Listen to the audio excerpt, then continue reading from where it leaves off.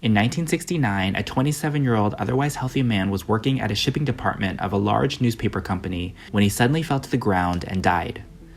A second man, who was 34 years old, had an unexpected heart attack while working for a snack food processing company.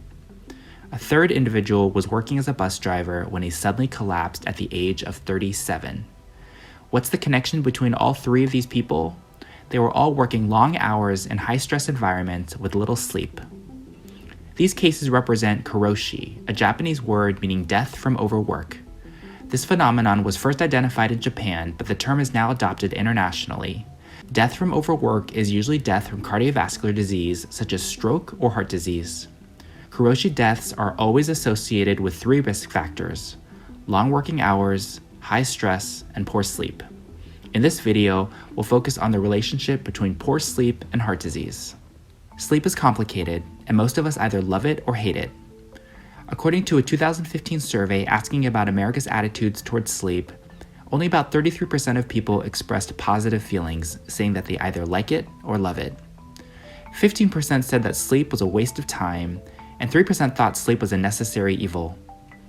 Like it or hate it, for most of us, we will spend a third of our entire lives sleeping. While some consider sleep a luxury, it's becoming more and more clear that sleep is critical for our overall health, especially the health of our heart. Most people need at least 7 hours of sleep each night, and getting less is associated with a multitude of health problems, including heart attack, asthma, depression, high blood pressure, and diabetes.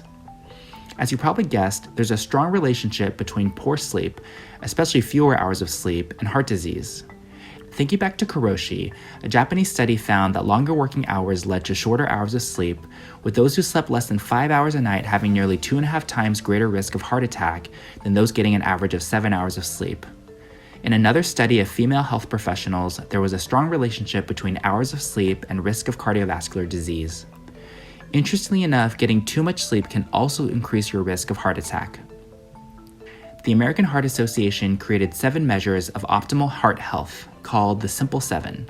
These include staying active, eating well, maintaining a healthy weight, controlling our blood pressure, cholesterol, and sugar, and avoiding tobacco.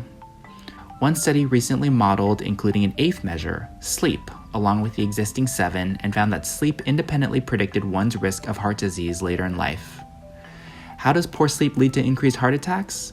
We're still learning the details, but it's thought that decreased sleep is associated with activation of your body's fight or flight response.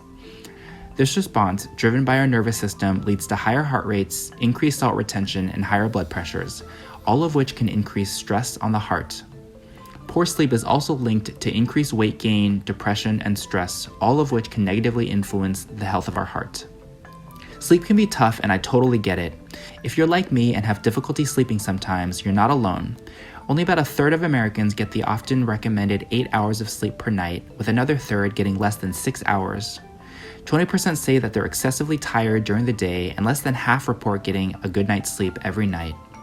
Some quick tips for getting better sleep include having a regular sleep schedule by going to bed and waking up at the same time every day, including weekends, getting plenty of natural light and physical activity in your day, though avoiding heavy exercise before bedtime, avoiding use of smartphones, tablets, and laptops within a few hours of bedtime, eliminating or reducing alcohol and caffeine, and sleeping in a dark, quiet room that's a little on the cooler side.